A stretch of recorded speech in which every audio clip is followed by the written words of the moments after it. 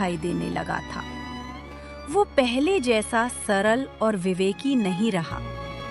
अब वो एक नशेड़ी और जुआरी बन चुका था। पैसों के लालच में उसने अपना सब कुछ दांव पर लगा दिया और अंततः उसके हाथ कुछ भी नहीं बचा। शीला, मुझे अभी कुछ पैसों की जरूरत है, जल्दी से मुझे पैसे दो। सब कुछ तो चला गया रमेश, बस ये घर ही बचा है और मुझे अच्छी तरह पता है कि तुम्हें इन पैसों की जरूरत क्यों है। क्यों नहीं छोड़ देते ये नशा और शराब? देखते नहीं हमारा सब कुछ बर्बाद हो चुका है। अब तो कोई भी हमसे रिश्ता नहीं रखना चाहता। जो हमें देखता है नजरें फेर लेता है। तुम क्यों नहीं समझ रहे? तुम ऐसे क्यों हो गए हो रमेश? तुम ही हो मेरी हर परेशानी की वजह। जब से तुम मेरे जीवन में आई हो, मेरा सर्वनाश हो गया है। और सुनो, अगर मुझे जल्दी पैसे नहीं मिले तो याद रखना, मैं कुछ भी कर सकता हूँ, समझी? ये सुनकर शीला भीतर से टूट चुकी थी। उसका हृदय बैठ गया था। वो समझ नहीं पा रही थी कि अब क्या करे। पर ये सत्य है कि दुख के बाद सुख और सुख के बाद दुख अवश्य आता है। शीला की करुण पुकार अब माँ लक्ष्मी ने सुन ली थी। उसका जीवन अब बदलने वाला था।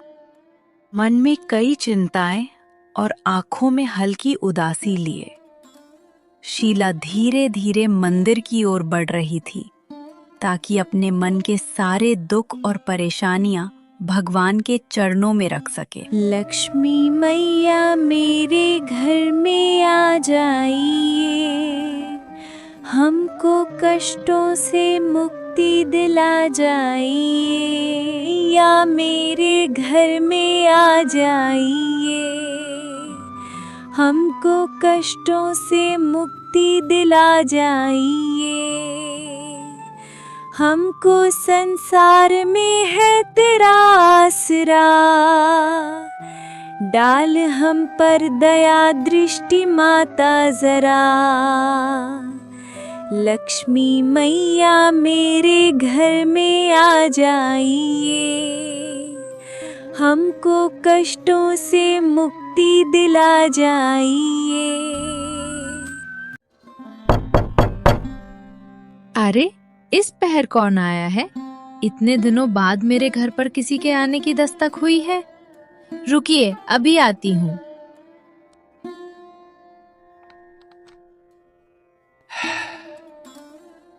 बेटी शीला, कैसी हो?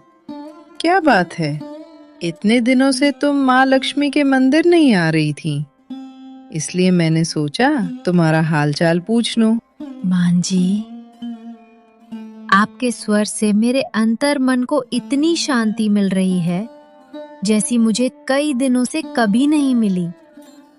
पर आप कौन हैं? मैं अभी तक आपको पहचान नहीं पाई हूँ। बेटी, मैं भी माँ लक्ष्मी के मंदिर में आया करती थी, तुम्हारा भजन कीर्तन सुना करती थी। शायद तुमने मुझे ध्यान से कभी देखा नहीं। माँ जी को देखकर शीला के मन को ऐसा सुकून मिला जैसा उसे बहुत समय से नहीं मिला था। वो कुछ क्षण बस उन्हें निहारती ही रह गई। फिर आदर पूर्वक उन्हें अपने घर के भीतर शीला ने माँ जी को आदर पूर्वक घर के भीतर बुलाया। घर में बैठाने के लिए कुछ भी ठीक से नहीं था।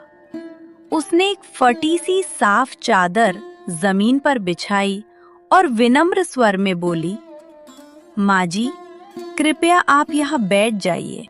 बेटी, क्या बात है? तुम्हारा फूल सा चेहरा इतना मुरझाया हुआ क्यों है?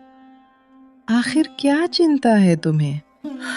माँ जी, क्या बताऊं, मेरा परिवार बहुत कठिन परिस्थिति से गुजर रहा है। मेरे पति को नशे की बुरी लत लग गई है। घर में अब कुछ भी नहीं बचा। यहाँ तक कि 2 वक्त का भोजन भी ठीक से नहीं हो पाता। सब कुछ उजड़ गया है माँ जी। मैं समझ नहीं पा रही कि क्या करूं। समाज ने भी हमसे मुंह मोड़ लिया है। मेरा किसी भी काम में मन नहीं लगता। मेरे पति का व्यवहार भी पूरी तरह बदल गया है। दिन भर लड़ाई झगड़ा करते रहते हैं, न जाने क्या क्या कहते हैं। मैं बहुत परेशान हूँ माँ जी। पुत्री शीला, अब तुम ये समझ लो कि आज से माता ने तुम्हारे सारे दुख हर लिए हैं। आज मैं तुम्हें माँ वैभव लक्ष्मी के व्रत की कथा बताने आई हूँ। तुम ये व्रत लगातार 11 शुक्रवार तक श्रद्धा और विश्वास से करो। माँ तुम्हारी सारी परेशानियां दूर करेंगी। माँ जी की बात सुनकर शीला के अंतर्मन में एक अजीब सी खुशी की लहर दौड़ गई। उसके हृदय में आशा की नई किरण जाग उठी। वह विनम्रता पूर्वक माँ जी से बोली, माँ जी, कृपया मुझे इस व्रत की विधि भी बताइए। माँ जी ने बहुत प्रेम से शीला को देखा और बड़े स्नेह पूर्वक व्रत की विधि बताई। यह व्रत शुक्रवार के दिन किया जाता है। प्रातःकाल स्नान करके स्वच्छ वस्त्र धारण करें और पूरे दिन मन में जय माँ लक्ष्मी का जप करते रहें। मन को शुद्ध रखें, किसी की निंदा या बुराई न करें और श्रद्धा बनाए रखें। संध्या समय घर में एक स्वच्छ स्थान पर पूर्व दिशा की ओर मुख करके आसन बिछाकर बैठें। एक चौकी पर साफ कपड़ा बिछाकर उस पर चावल का ढेर रखें और चावल के ऊपर जल से भरा तांबे का कलश स्थापित करें। कलश के ऊपर एक छोटी कटोरी रखें। यदि घर में सोने का आभूषण हो तो उसे कटोरी में रखें, अन्यथा चांदी का आभूषण रखें, और यदि वह भी ना हो तो 1 रुपया या सिक्का रख दें। इसके बाद माँ लक्ष्मी के समक्ष घी का दीपक जलाकर विधि विधान से पूजन करें। श्री यंत्र और माँ लक्ष्मी के चित्र का सच्चे मन से पूजन करें। वैभव लक्ष्मी व्रत कथा पढ़ें या सुनें और जय माँ लक्ष्मी का उच्चारण करते हुए आरती करें। प्रसाद में कोई मीठी वस्तु जैसे गुड़ या मिठाई अर्पित करें और उसे परिवार में बांट दें। इस दिन यथाशक्ति एक समय सात्विक भोजन करें। श्रद्धा और संकल्प के साथ लगातार 11 या 21 शुक्रवार तक यह व्रत करें तथा अंतिम शुक्रवार को 7 सुहागिन स्त्रियों या कन्याओं को वैभव लक्ष्मी व्रत की पुस्तक या प्रसाद भेंट करें। ऐसी मान्यता है कि श्रद्धा पूर्वक किया गया यह व्रत घर में सुख, शांति और समृद्धि प्रदान करता है। माँ, आपके इन पावन शब्दों को सुनकर मेरे अंतर मन में एक अद्भुत शांति का अनुभव हो रहा है।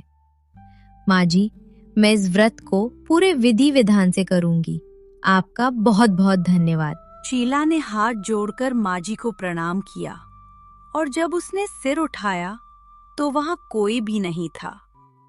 वह समझ गई कि वे कोई साधारण माँ जी नहीं बल्कि साक्षात माँ वैभव लक्ष्मी थीं। अगले शुक्रवार को शीला ने माँ जी द्वारा बताई गई विधि के अनुसार वैदिक तरीके से व्रत की शुरुआत की। सब कुछ तो मैंने तैयार कर लिया है।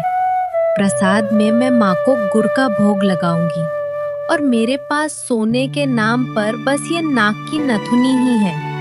इसे ही सुरक्षित रखकर पूजा कर लेती हूँ। जय माँ वैभव लक्ष्मी। शीला ने विधि विधान से माँ की पूजा की, आरती उतारी और प्रार्थना की। तभी चमत्कार हुआ।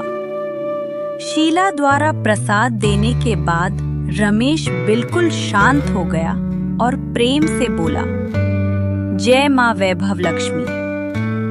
परिस्थितियां फिर से अपनी जगह पर आने लगी और व्रत पूर्ण होने से पहले ही शीला और रमेश ने जितना खोया था उससे 100 गुना अधिक वापस पा लिया। रमेश फिर से एक नेक इंसान बन गया।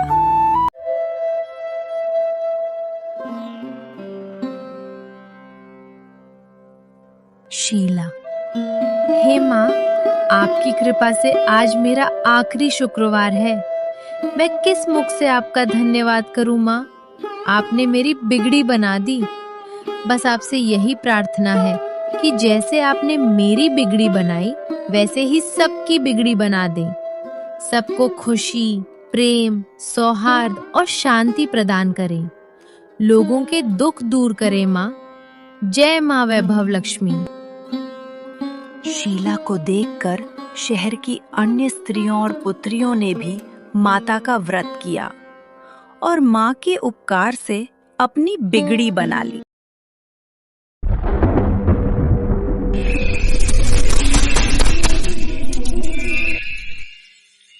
माधवपुर गांव, जहां अमावस्या की रात अंधेरा सिर्फ आसमान पर ही नहीं, लोगों के दिलों में भी उतर आता है।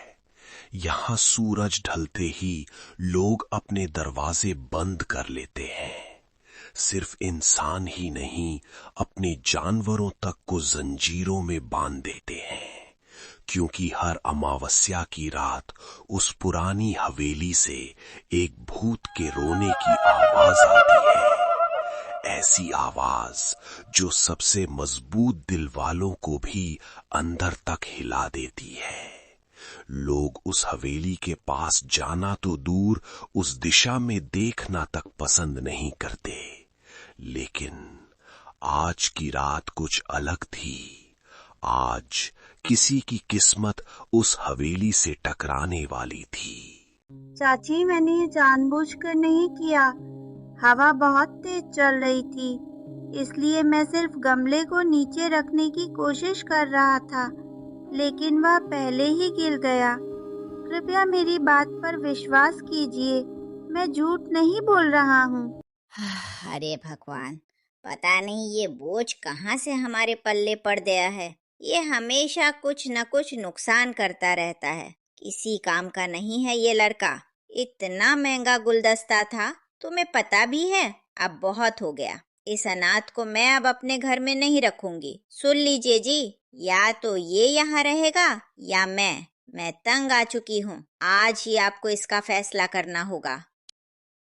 भोलू, तुम हमेशा से कुछ न कुछ गड़बड़ करते ही रहते हो। कोई भी काम तुमसे ढंग से नहीं होता। जरा सा भी दिमाग लगाना नहीं आता तुम्हें। आखिर कब तक हम तुम्हारी इन हरकतों से परेशान होते रहेंगे? हर दिन कोई नई मुसीबत खड़ी कर देते हो। बताओ, ऐसी बेवकूफियां कौन करता है? तुम कोई छोटे बच्चे तो हो नहीं कि हर बार तुम्हारी गलती नजरअंदाज कर दी जाए। समझ क्यों नहीं आती तुम्हें? हमने तुम्हें सिर पर बैठाकर पाला, फिर भी तुम में जिम्मेदारी नाम की चीज ही नहीं है। अब मेरे सब्र का बांध टूट चुका है। मैं अब कुछ भी नहीं कर सकता और नहीं करना चाहता हूं। निकलो यहां से अभी, इसी वक्त। जहां जाना है जाओ, जो करना है करो। मुझे अब तुमसे कोई मतलब नहीं। उफ, आज समझ आया कि लोग क्यों कहते हैं किसी और की औलाद को पालना सबसे मुश्किल काम होता है। न कद्र न समझ, बस बोझ बनकर रह जाती है। आज के बाद इस घर से तुम्हारा कोई रिश्ता नहीं है।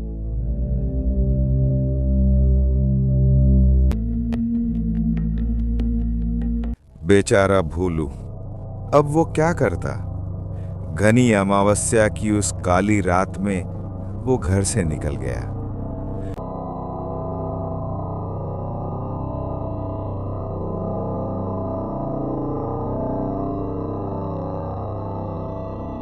भोलू डरता सहमता हुआ सड़कों पर चलता जा रहा था। चारों ओर अंधेरा था।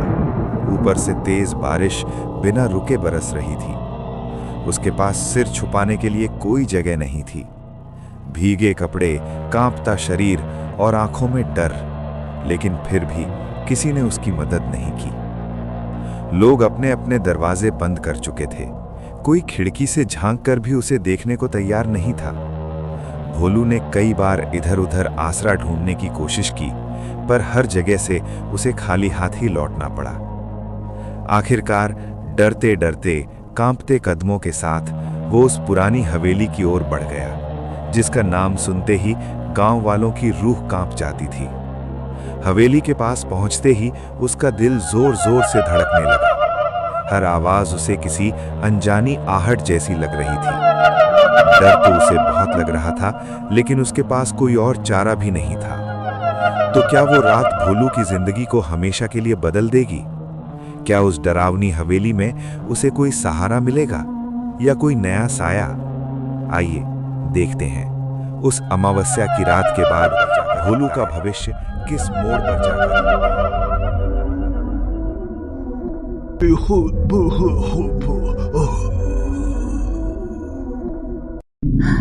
कौन है वहाँ? कौन रो रहा है? सामने आओ। कौन है वहाँ? कौन रो रहा है? सामने आओ। तुम कौन हो? यहाँ क्या कर रहे हो? छोटे बच्चों का यहाँ कोई काम नहीं है, यहाँ से चले जाओ। नहीं जा सकता, बहुत बारिश हो रही है। मेरे चाचा चाची ने मुझे घर से निकाल दिया है। बारिश बंद होते ही मैं चला जाऊंगा। लेकिन तुम इतना क्यों रो रहे हो? तुम कौन हो? अब भूत भोलू के सामने आने का समय आ गया था।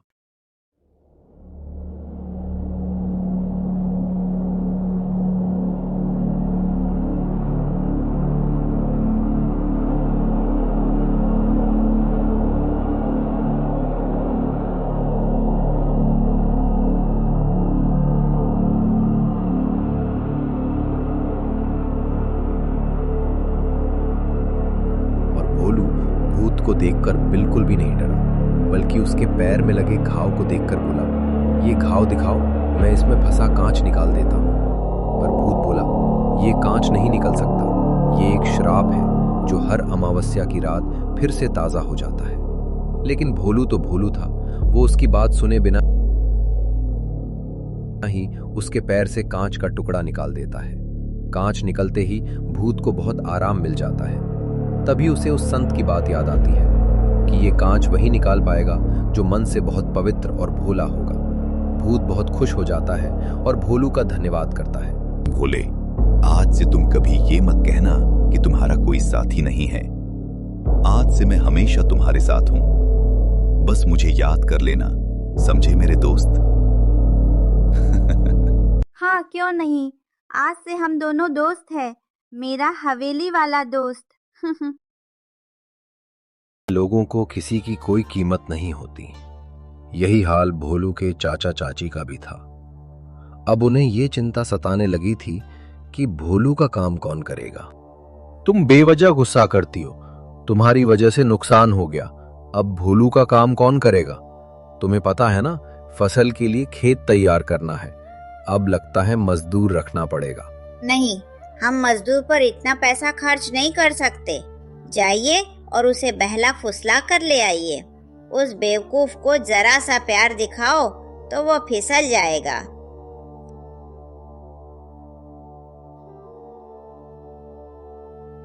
अब भोलू के चाचा भोलू को ले आते हैं। बेचारा भोलू क्या जानता था कि उसके चाचा उसे मजदूरों का पैसा बचाने के लिए ले जा रहे हैं। लालची दुनिया। बेटा भोलू, कहाँ हो तुम? क्या तुम अपने चाचा चाची को ऐसे ही छोड़कर चले जाओगे? क्या हम तुम्हारे अपने नहीं हैं? अगर आज तुम्हारे माँ बाप होते तो क्या तुम इतनी आसानी से उन्हें छोड़ देते? बेटा, बड़ों को हक होता है छोटों को समझाने का। नहीं चाचा जी, मैं गुस्सा नहीं हूँ। मैं हमेशा आपको और चाची को अपने माँ पिता की जगह देखता हूँ। मैं नाराज नहीं था, बस। अब भोलू तो भोलू था, लेकिन अब भोलू अकेला नहीं था। उसके साथ उसका एक दोस्त भी था जिसने भोलू के दिल को देखा था, उसके प्यार और उसके किरदार को पहचाना था। कहते हैं ना, ये भगवान की दुनिया है। जब चारों ओर अंधेरा होता है तो कहीं ना कहीं एक दीपक की रोशनी जरूर मिलती है। देखते हैं आगे क्या होता है। मुझे बहुत अच्छी तरह पता है इस कमीने चाचा के बदले हुए व्यवहार के बारे में। कोई बात नहीं भोलू, अब तुम। बेटा भोलू, आ गए तुम? अरे तुम तो हमारी बातों का इतना जल्दी बुरा मान गए। मैं तुम्हारा इंतजार कर रही थी। मैं इसे खेत दिखा देता हूँ और काम समझा देता हूँ। ठीक है जी, चलो, कुछ तो फायदा हुआ इस बेवकूफ का। उफ, इस गर्मी में मैं अकेले इतना बड़ा खेत कैसे जोतूं? साथ में बहुत भूख भी लगी है। क्या करूं? भूखे पेट तो कुछ करने का मन भी नहीं होता। लेकिन अगर मैं ये सब सोचूंगा तो काम कैसे होगा? और फिर चाचा और चाची गुस्सा हो जाएंगे। बेचारा भोलू अपने भोले मन के कारण उन लोगों की चालाकी समझ नहीं पा रहा था। आखिर ये समाज किसी के भोलेपन का फायदा कैसे उठाना है, ये बहुत अच्छी तरह जानता है। लेकिन अब भोलू अकेला नहीं था, उसके साथ था उसका हवेली वाला दोस्त। मेरे प्यारे दोस्त, तुम यहाँ क्या कर रहे हो? अरे दोस्त, तुम कुछ नहीं, बस नई फसल के लिए चाचा जी ने मुझे खेत तैयार करने को कहा है। पर मैं ये समझ नहीं पा रहा कि अकेले इतना बड़ा खेत कैसे जोतूं। अरे बस इतनी सी बात, रुको और देखो मेरा जादू। भोलू के हवेली वाले दोस्त ने अपने जादू से सिर्फ 1 मिनट में पूरा खेत चकाचक तैयार कर दिया। सारा खेत अच्छी तरह जुत चुका था और बीज बोने के लिए बढ़िया तरीके से समतल हो गया था। ये सब देखकर भोलू हैरान रह गया। ये कैसे हुआ दोस्त? तुमने तो सारी समस्या पलक झपकते ही खत्म कर दी। धन्यवाद। मेरे प्यारे दोस्त, समस्या जैसा शब्द अब तुम्हारे जीवन में मेरे रहते कभी नहीं आ सकता। तभी भोलू के पेट से कुछ गड़गड़ की आवाज आई। ये आवाज थी उसकी भूख की। दोस्त, मैं चाचा जी को बता दूं और कुछ खाना खा लूं, फिर मिलते हैं।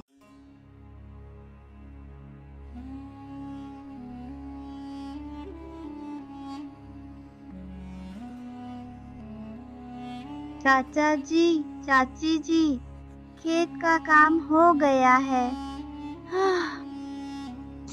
इतनी जल्दी? क्या तुम हमें फिर से बेवकूफ बना रहे हो?